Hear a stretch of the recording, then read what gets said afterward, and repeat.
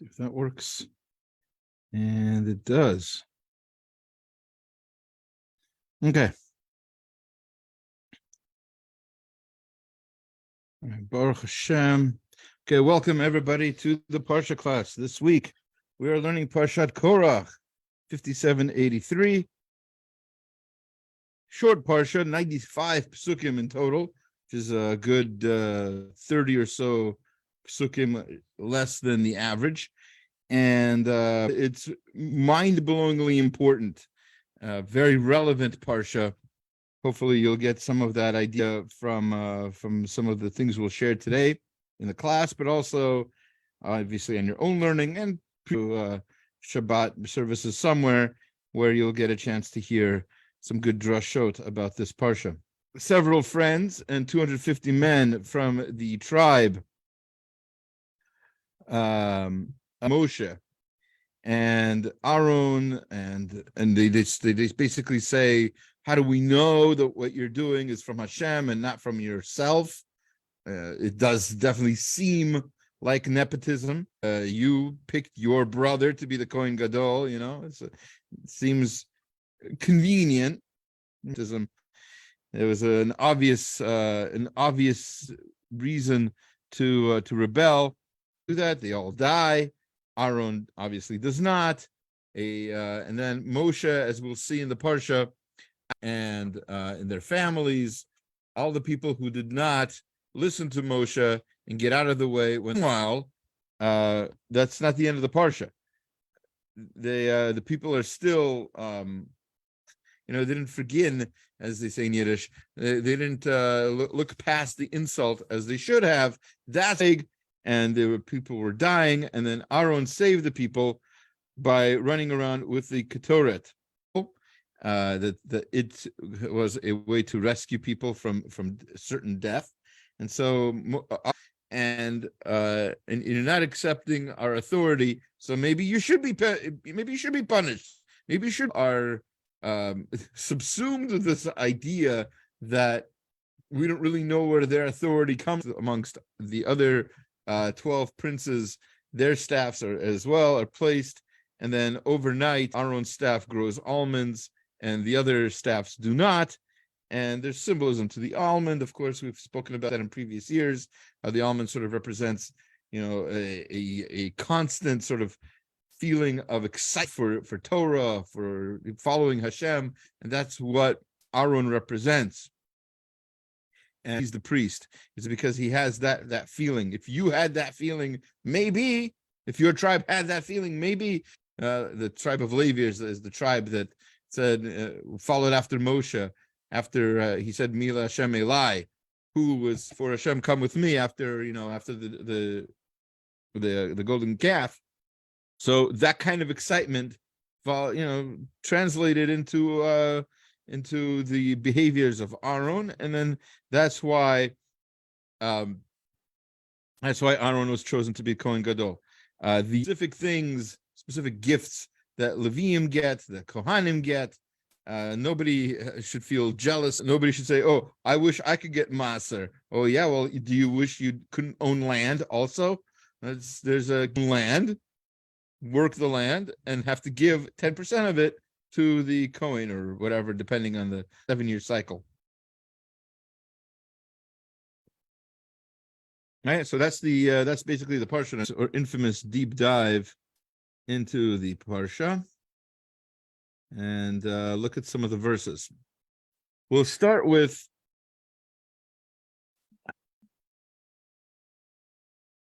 in most years we start with the actual rebellion of Korach and some of the details of why he rebelled, what caused it, and etc. I think a good place to start today is the punishment. And as I said before, there's quite a bit to think about in regard to how he was punished and why he was punished the way he was. So we're going to look at chapter 16, verses 28 through 30. So those three verses, 28, 29, and 30. Vayomer Moshe. So this is already, like I said, quite a bit past the rebellion.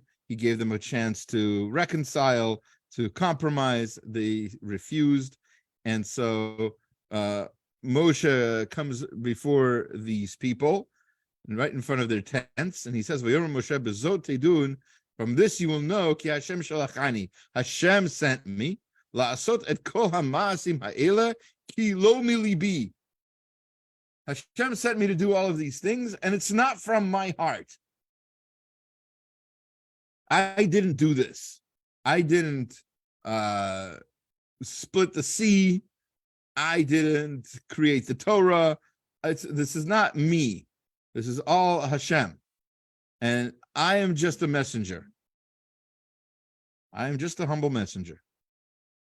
Next verse, next pasuk.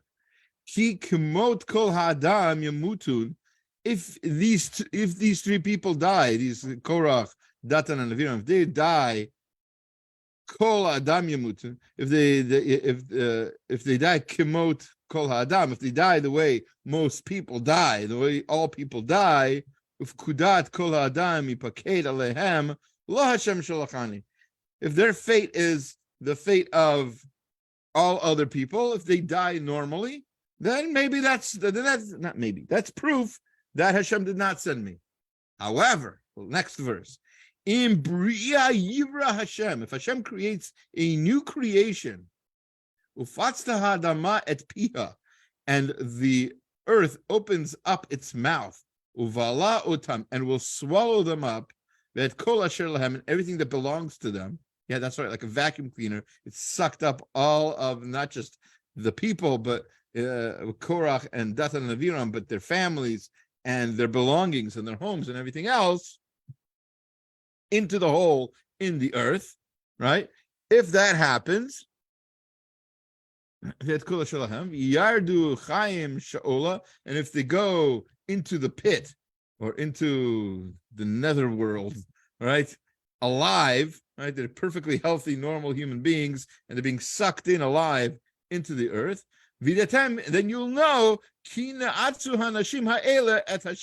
that these people were rebelling not against me, they were rebelling against Hashem. And Hashem is angry with them.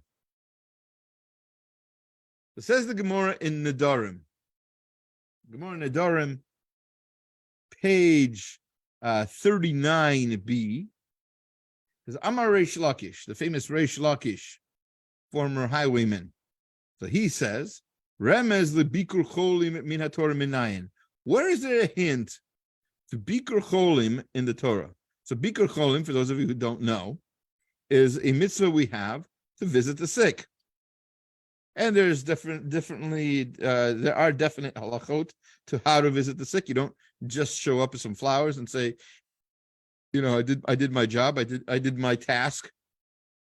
There's a way to visit the sick. You're supposed to, while you're there, I mean, amongst other things, you're supposed to offer to help somehow, offer to bring water or whatever. If the person's conscious, you try to talk to them, try to, ease their mind. And it's very important to mention Hashem, to tell them, that Hashem should save you. Hashem should give you refuah shalema. It's up to Hashem to decide, who should be sick and who should be well. That sort of thing is an important part of Bikur Cholim, and a lot of that, by the way, can be done, as you can imagine, over the phone. So if you're afraid to, or if you don't have time to physically visit the person, although you should try to make time to do these kinds of things, but if you can't, it's another way to do Bikur Cholim is over the phone or video chat or whatever can give comfort to a person who's sick. Anyway, so the Reish Lakish is asking this question seemingly out of the blue. Where is there a hint to Bikur Cholim in the Torah? Shanamar, it says the hint to Bikur Cholim is a mitzvah. Everybody recognizes it as a mitzvah in the Torah. But where is it hinted to in the Torah? What does it say to visit the sick? We know people visit the sick. We know, for example, Yosef visits his father. Yaakov, when Yaakov is sick, Hashem visits Avraham after Brit Milah. But where is there a hint to it that's a mitzvah? So he says this verse, one of the verses we just quoted, Im kemot kol hadam yamutun ele pukudat kol adam v'chomer. So if again, we're going to translate that as if it's the same fate as normal people, then Hashem didn't send me, right? This is what. So my mashma, what does that imply? So it says Amaram yamutun eile. If they die like all of the people, shehen cholim, sort of sign that they're dying, and people can visit them and can give them some sort of comfort, as we've been saying. As people go, right? Then Hashem didn't send me. It's been a big, without bikur cholim, without being visited, as we'll see. Then that's how you know, they're on their beds, uvnei adam mevakrim otam, and people come and visit them. Ma habriut omrim, and what do they say about and so they say, right?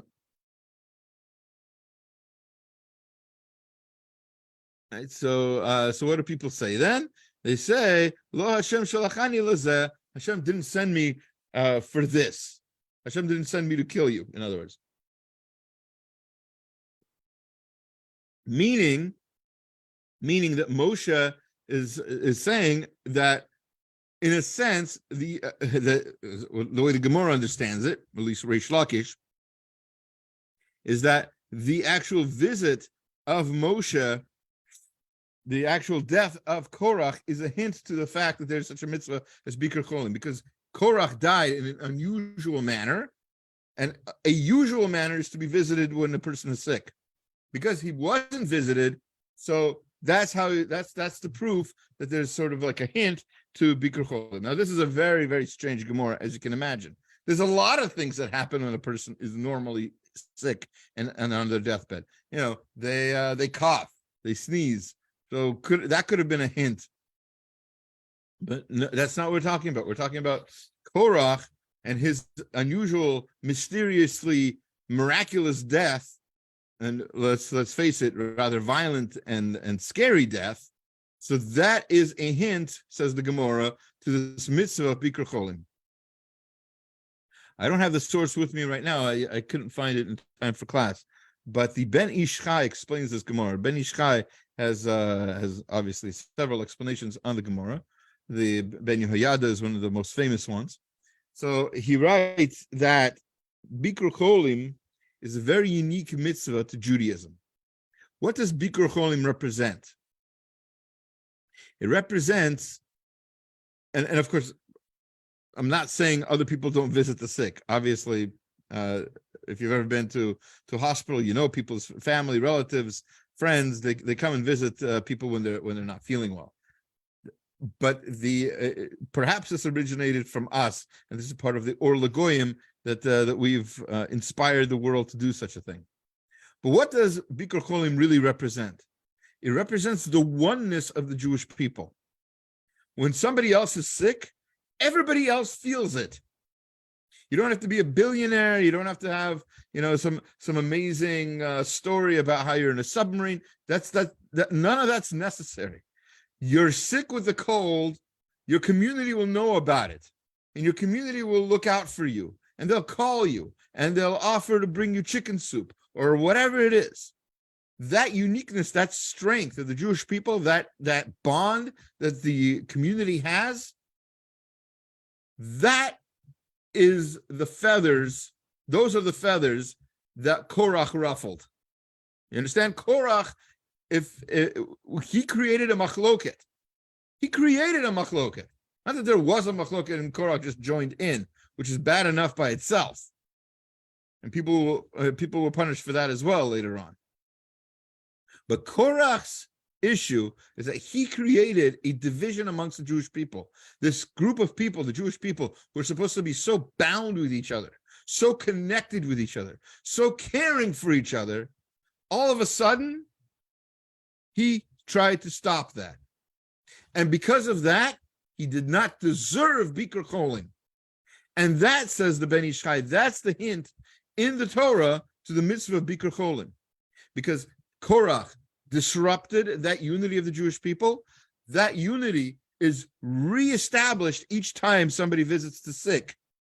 Each time somebody is ill and not feeling well, and they get a phone call, that's the Jewish people becoming stronger again. Every single time.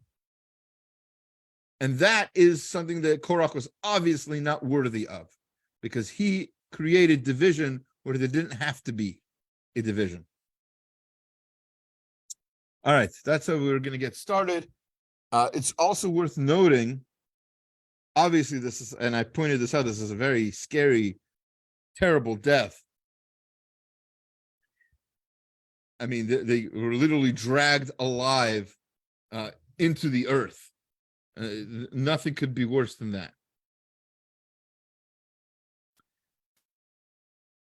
Why would Moshe create such a terrible, why would Moshe do that? Doesn't Moshe love the Jewish people? Well, says the Rebbe Sarhar Dov of Belz, the third of Belzer Rebbe. He says, a death without teshuvah does not allow for the person who's dying to have a kapara, to be fixed. And Korach didn't deserve this kapara. Remember, he's the one who started this whole thing. Every single future machloket in Judaism is compared to Korach's machloket. The famous Mishnah in Pirkei Avot talks about compares or contrasts a machloket l'shem shemaim to a machloket she'enum l'shem shemaim, a machloket for the sake of heaven, machloket that's not, a machloket that's for bad reasons, a machloket that's for selfish reasons, a machloket that's not for any kind of positive change. And Korach's machloket is that example. This is an example of a machloket, an argument, a friction, a fight for selfish, wrong, unhelpful reasons. And for that, he cannot be forgiven.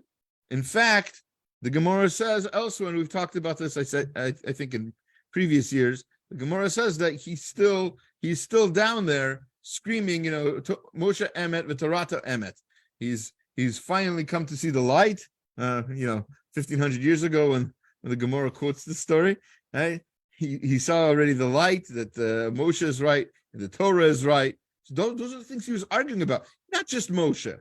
People make a big mistake of thinking that he was just arguing with Moshe, just Moshe versus Korach. No, he was arguing with the entire Torah. If Moshe is wrong about this, if Moshe is wrong about who the Kohen should be, then Moshe could be wrong about everything. He could be wrong about how many gods there are. Moshe says one, but what's Moshe know? He also thinks Aaron deserves to be the Kohen Gadol. So if you're going to argue with the source, and Moshe is the source here.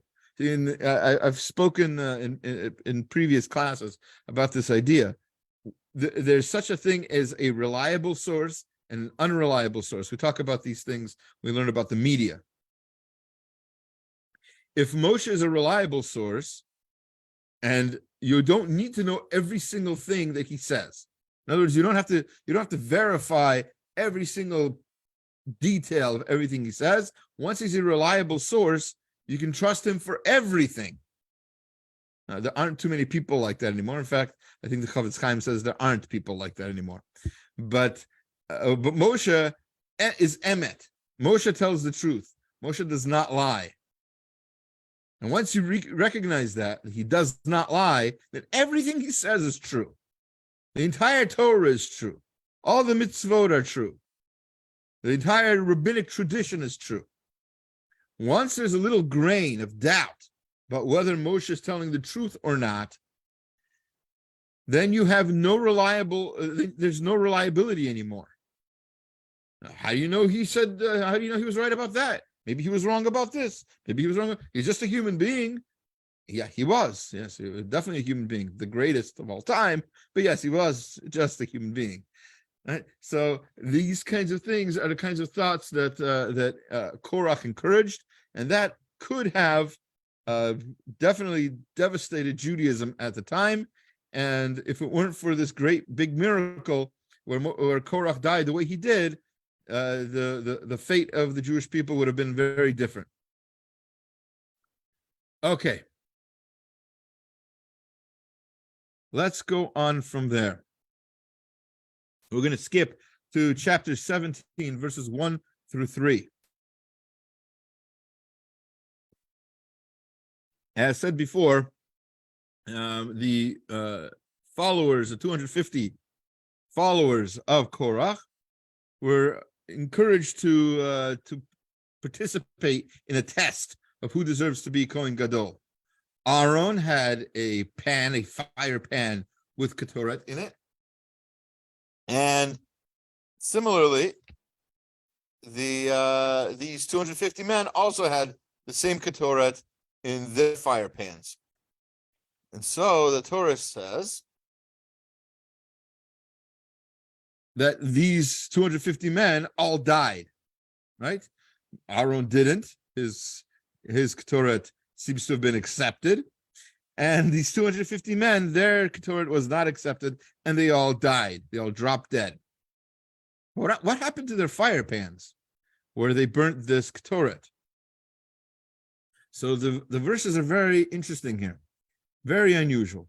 Hashem el Moshe lemor. Hashem spoke to Moshe saying, Emor Elazar ben Aaron HaKohen, tell Elazar the son of Aaron, also Kohen, V'yaram et hamachtod mi ben hasrefa, to gather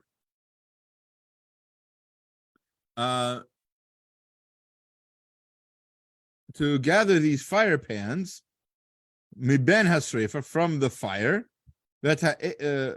from this burning, and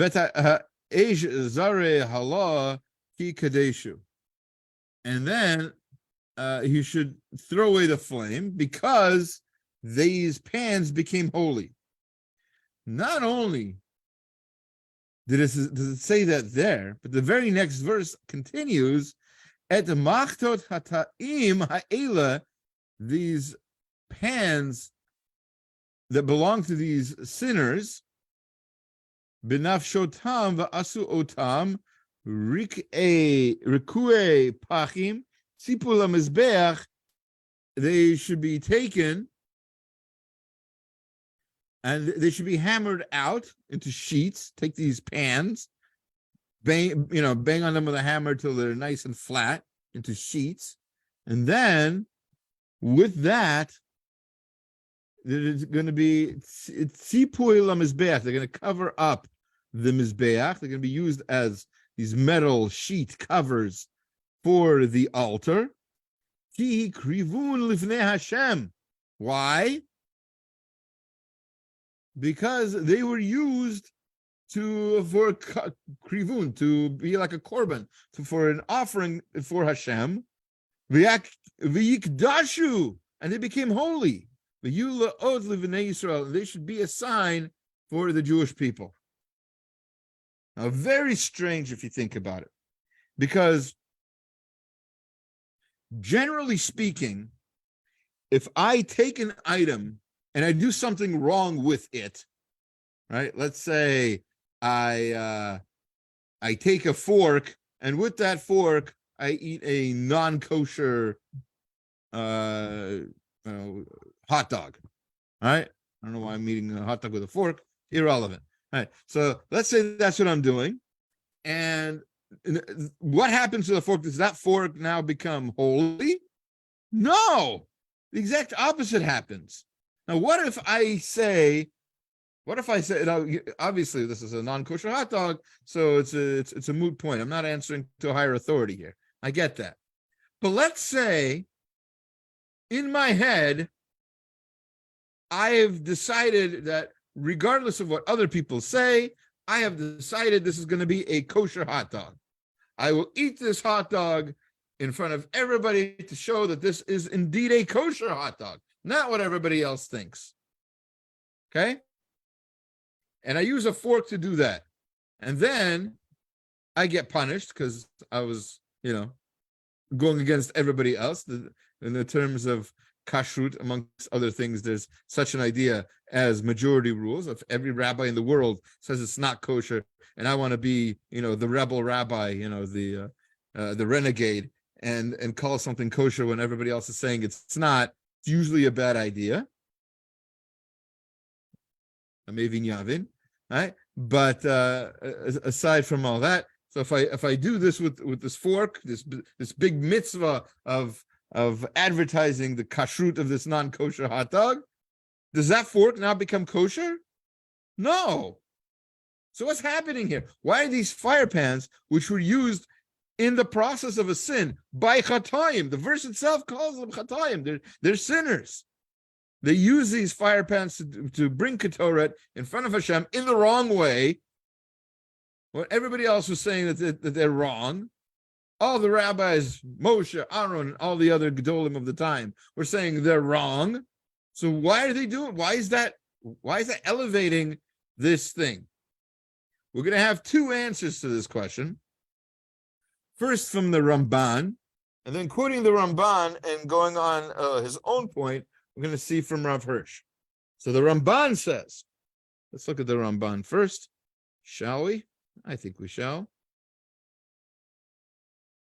So first he quotes the verse, and he says, second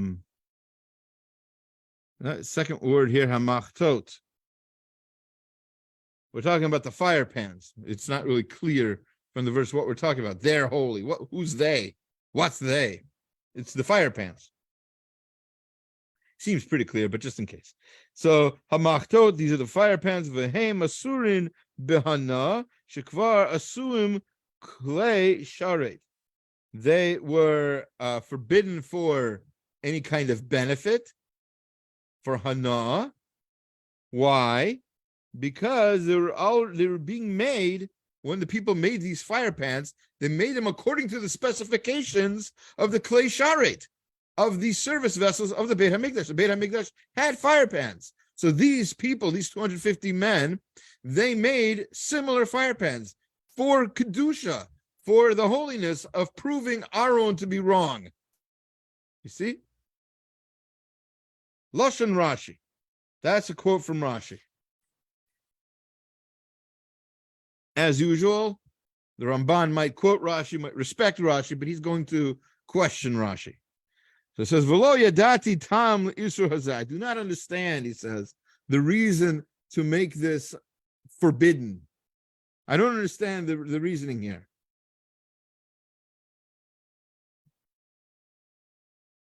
Tam isur hazai. Shaharei ketoret zara hikrivu.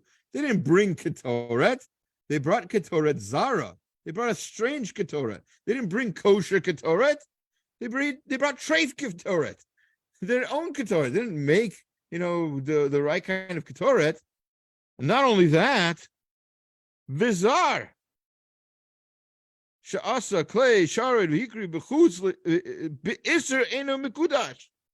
And a zar, a non-Kohen, who does this kind of thing, who makes his own service, copying, parroting the service of the Beit HaMikdash, does not sanctify the vessels, does not make klei sharet out of them. It's Eina Mekudash. It doesn't make them holy. So, how can we possibly answer the problem with what Rashi's saying? He says, Aval yesh lomar, we could say, Ki ba'avur she'asa kain al pi Moshe hayu kodesh. Why are they holy? Why are these vessels holy? Because why did they make them? Not just to test Aaron, but because Moshe said, if you want to test Aaron, this is how you do it. Here's the mitzvah. When Moshe tells you to do something, it's a mitzvah. You want to test Aaron? Bad idea. But if you want to do it, this is how you do it. So once they listened to Moshe, that brought Kedusha into these things. So this is how the Ramban understands Rashi. Rashi said that these are holy vessels. Okay, they are holy. Why are they holy? Because Moshe told them to make them. Okay. He gives his own reason as well. I hope that's clear so far.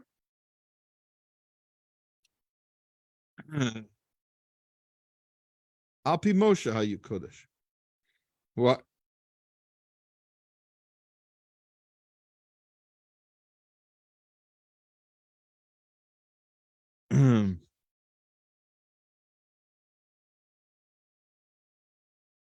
They sanctified them for, obviously, they did it for Shemayim.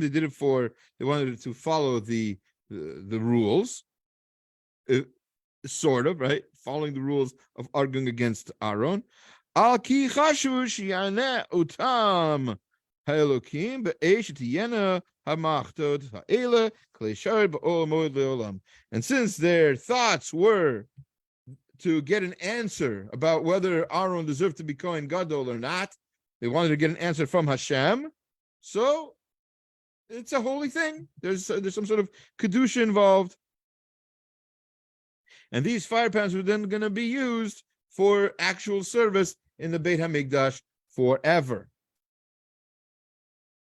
And of course, as usual, not usual, very commonly, the Ramban has his own answer as well, separate from Rashi. And he says, what seems to be the more correct answer in my mind, Yomar HaKatuv, the verse says, Hakrivun lifnei Hashem b'kadashu, liyot le'ot b'bnei Yisrael. The Torah itself says they offered them before Hashem so that they'd be to be a sign for the children of Israel. So not that you should make them into these sheets to be a sign for the children of Israel, but their intent was for these things to be a sign for the children of Israel. So their intent was a holy intent. Therefore, kolomar ani hikdashti otam me'et she'akrivu otam lifnei kadei sheyu le'ot levnei Yisrael. So he was saying, each person was saying, I'm making this holy. Or Hashem is saying that I'm making them holy because they offered this to be a sign for the children of Israel. So we have basically two answers here: the Rashi's perspective and the Ramban's perspective of why these are holy things. One is that they're holy because Moshe commanded them, in a sense, and probably a smoother answer, the Ramban's Pashut answer, simpler answer, is that they became holy because the intent was to be for the sake of the children of Israel. Okay, so that's the Ramban. Let's look at Rav Hirsch. Rav Samson Raphael Hirsch. He writes, one might have thought that Makrivei Torah had first dedicated the machtot to be klei sharet, and this kedusha was not nullified, even though the machtot were used unlawfully. In other words, you might have thought what the Ramban said, is what he's saying, right? That's the reason, that because they had good intent and the actual offering was not considered holy, but the intent was what was still accepted. However, in verse 3 it says, from which it appears that the kedusha took effect only by means of the hakrava lifnei Hashem. The Ramban, however, notes that according to the halacha, in usual cases, a prohibited hakrava, a prohibited sacrifice or bringing close to Hashem, however you want to translate that, offering, such as this one, cannot cause kedusha to apply to an object. Perhaps the explanation is as follows. Kadshu, they remained sacred unto the purpose for which they were dedicated. For Hakrivam Lifnei Hashem, they had brought them before Hashem.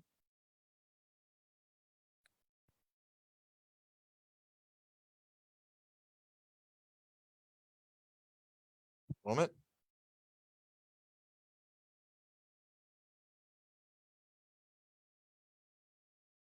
Okay. Yeah. They had brought them before Hashem so that through them God would show which priesthood he desires. The purpose of the Hakrava was attained. In other words, the purpose was attained. It happened. Hashem did choose a Kohen. He chose Aaron, even though the offerers forfeited their lives through it. Yeah, they died. Yeah, they were wrong. But all signs pointed to Aaron, which is a mitzvah. The fact that this purpose was attained is important for God's sanctuary and for its future. And the moral holiness that emanates from the sanctuary depends on the remembrance of this fact. Hence, just as these machtot, these fire pans, serve to achieve this sacred purpose, they are to remain dedicated to the maintenance of what was achieved through them. V'yikadshu, they have become sacred in a dual sense. They remain dedicated to their original purpose, to serve as testimony to the true priesthood.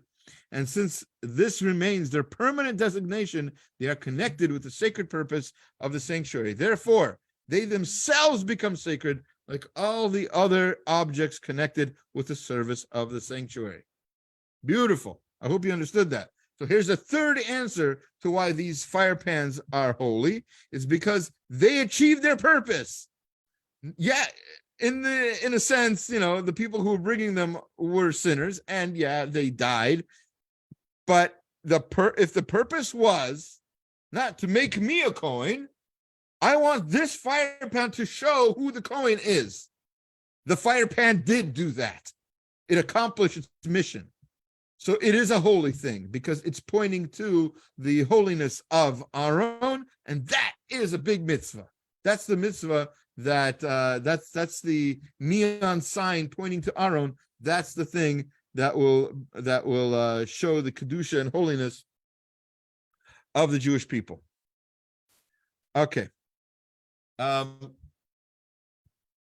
Let's continue. We've got a few more minutes left, and I'd like to share two more ideas if I can. We're going to skip. We're in the same chapter. We're going to go to verse 23. Yeah. Korach, chapter 17, verse 23. And we're talking now about the staff of Aaron.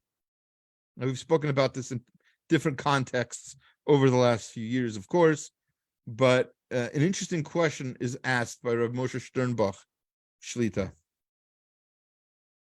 In Tam Vedat, he asks, the verse is very, very detailed in what the people saw of Aaron's staff.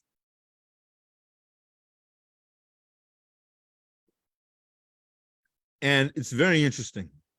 It says in the verse, Vayhi Memacharat, the next day, remember he took Aaron's staff and the 12 staffs of the 12 princes, put them all away, covered them up, came back to them, and all the staffs were as they were before with their names and everything else. And Aaron's staff grew stuff, as we're about to see. Ve'avo Moshe el ohel ha'idud. Moshe went into the tent. Ve'hine parach mate Aaron. The staff of Aaron sprouted. Parach. Leveit Levi, because his staff was from the tribe of Levi. V'yotze perach, v'yatzat tzitz, v'yigmol shkedim, and it had sprouts, and it had blossoms, and it had almonds. So, and, very detailed. The Tam Vedat wants to know why. Why so much detail? What did the people see? When did they see it, and why did they see it? In other words, what was happening when they found the staff? Did they just find the staff? They found the staff that had almonds on it, or it had almonds and blossoms and sprouts? Like, obviously, it had sprouts and blossoms if it has almonds. So he explains. Midbar shamate perach u'haitzitz tzitz v'utziu shkedim le'inei kol Yisrael.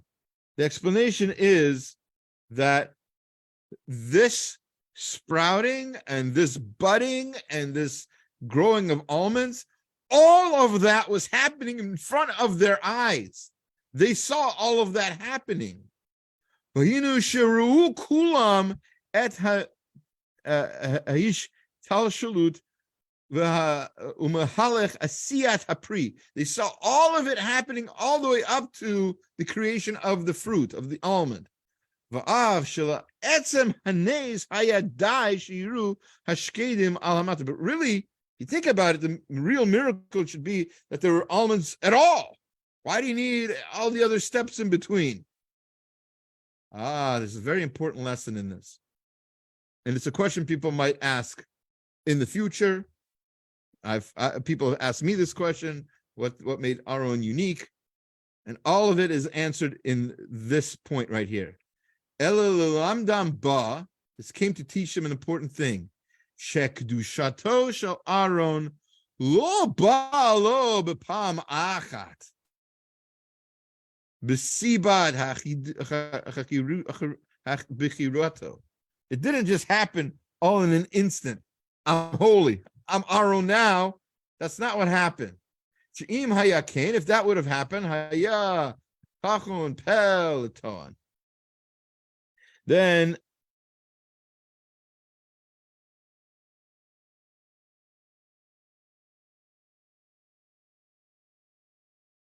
sorry.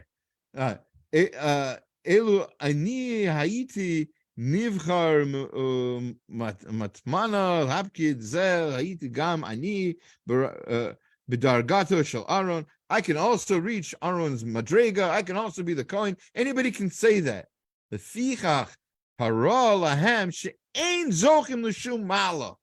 They are not zocha to this. You don't just become like Aaron just by snapping your fingers or whatever. You have to work at it. There's step-by-step process in becoming the holy person that Aaron became. Through hard work and real effort. B'madrega achar madrega, from level after level, step by step. Rak Aaron hu shiga kol kach v'zacha la'alot v'la'halalot l'orach chaim l'mala l'mahaschil ba'avorato ki rabba zacha l'malat hakahuna gadola. He became a Kohen Gadol not because he just happened to be in the right place at the right time. It's not like he wasn't bitten by some radioactive spider. Aaron became who he was because Aaron worked at it. He tried. He put effort into becoming holy, into loving his fellow Jew, into being close to Hashem. He sweated it out. And after working and working and working, that's how he became Aaron. Just like an almond tree, after the flowering and after the budding and after everything, after all that work comes the fruit, comes the almond. Aaron is that almond. After a lot of work, after a lot of effort, he saw the fruits of his labor. It wasn't just it didn't just happen overnight. Okay. I think that's an important and undervalued lesson from this parsha, that we're not just learning that Aaron deserved to be Kohen Gadol. We're learning how he deserved it. He deserved it because he put in the effort. He put in the man hours, and that's how he succeeded in his business of becoming Kohen Gadol. And that's what, more than anything else, that's what the almond represents.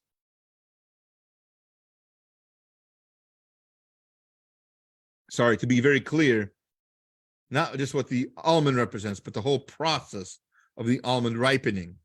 That's what that represents. Beautiful idea from the Tam V'dat. All right, one last piece I think we have time for. And this is all the way at the end of the parsha.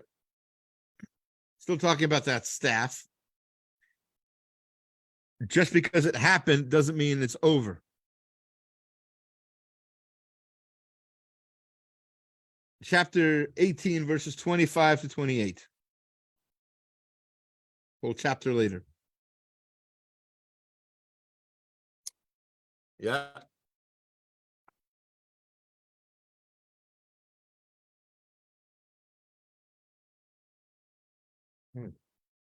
No. No. Hold on a second. I might have the wrong thing here.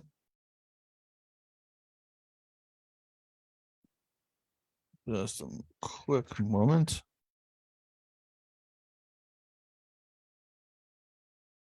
Yeah. Sorry, wrong. I have the wrong source here. Should be chapter 17. Chapter 17. That makes more sense. We couldn't have been too much further from where we were before. Okay. Sorry about that. All right. Chapter 17.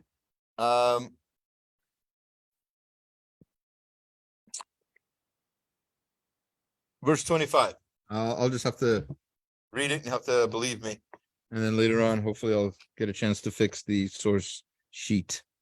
All right, so it says, the beginning of Shishi, Vayomer Hashem el Moshe, Hashem said to Moshe, Hashev et hamate Aaron lifnei ha'edut, bring the staff of Aaron in front of the edut, in front of the testimony, Mishmer ot livnei Mary, and there should be a sign for these rebellious ones, V'tchal tlunotam me'alai v'lo yamutu, and then they will stop complaining and they won't die.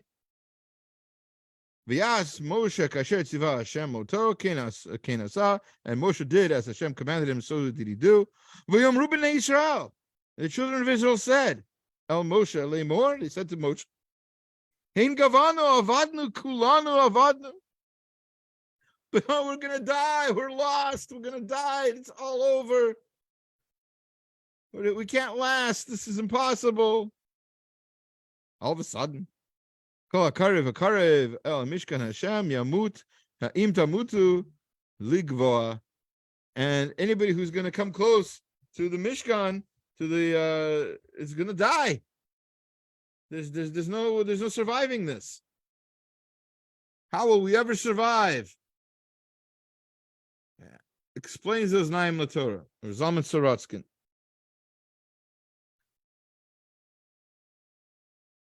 He wants to know, when should the Jewish people have said this?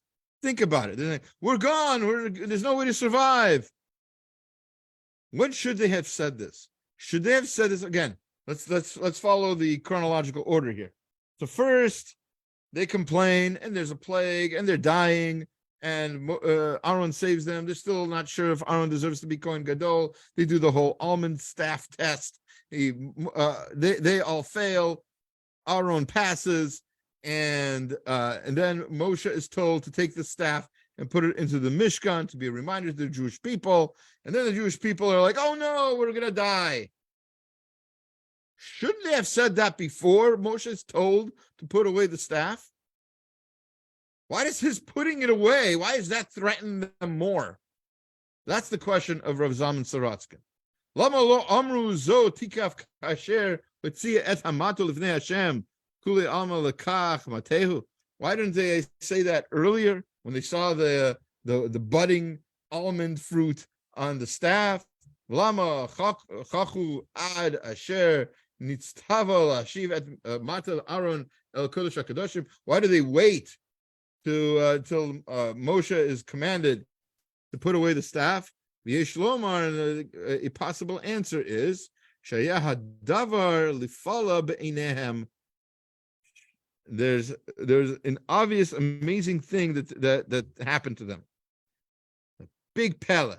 Shamata, this staff, hanoed azhara le'ot livnei Mary. This staff was going to be a sign for the rebellious ones. Matznim oto b'kodesh hakadoshim. And yet, this sign was going to be put where? To the Kodesh HaKadoshim. How often do the rebellious people go to the Kodesh HaKadoshim? I'll tell you the quick answer. They never do. They can't go to the Kodesh HaKadoshim because only the Kohen Gadol can. So why are they afraid now that this is being placed there? How is this sign even supposed to work? Makom she'ein ish mehakahal ba shama. A person from the Kahila can't go there. But there's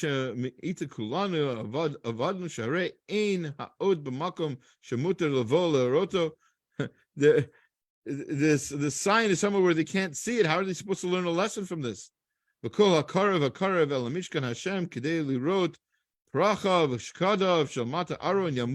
Anybody who's going to go in there to see these almonds and everything else are going to die.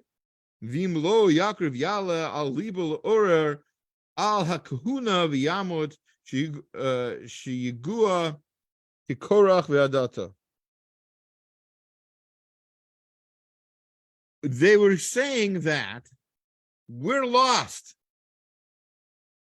We're a gavanu. We can't make it. We're not going to be able to survive because we don't have a sign. The thing that's going to remind us about respecting you and respecting our own and respecting the Torah, that sign is invisible to us. You're putting it away where we can't see it. That's why they complain. That's why they're saying this now, after Moshe is commanded to put it there. So then why is he commanded to put it there? Tam lezeh, shenes hatamid nira de'en kol zman rav nasa be'inei ha'am ledaber tavai uposek b'la'asot rosham.